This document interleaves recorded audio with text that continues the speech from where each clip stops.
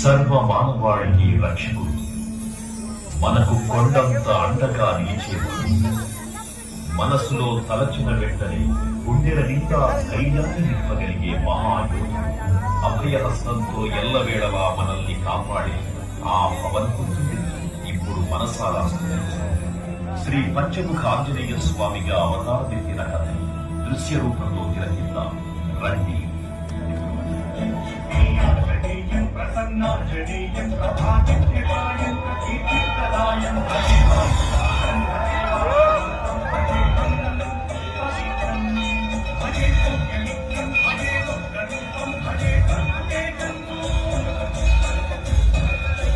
అది రామాయణ మహాయుద్ధం భీకరంగా సాగుతున్న తరుణం.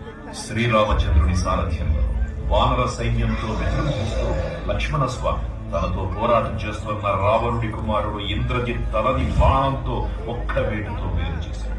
ఇంద్రజిత్ మరణిన రావణుడు ఆవేశంతో ప్రతీకారం కోసం పాతాళ లోకాధిపతి తన సోదరుడు అయినటువంటి మహిరావణుడి సహకారం కోరాడు.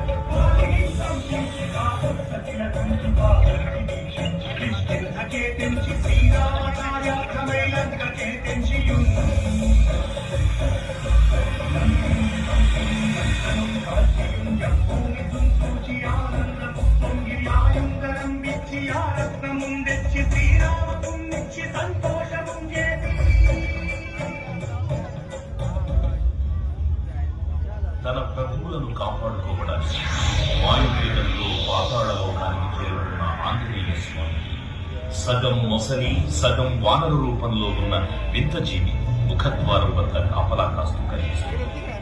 ఆ జీవి మకర ధ్వజుడు అనే తన పుత్రుడని మహాసముద్రాన్ని దాటుతుండగా నీటిలో పడ్డ వేదవిందుడు ఒక మొసలి గ్రహించడం వల్ల జన్మించాడని తెలుసుకొని ఆశ్చర్యపోతారు హనుమంతుడు.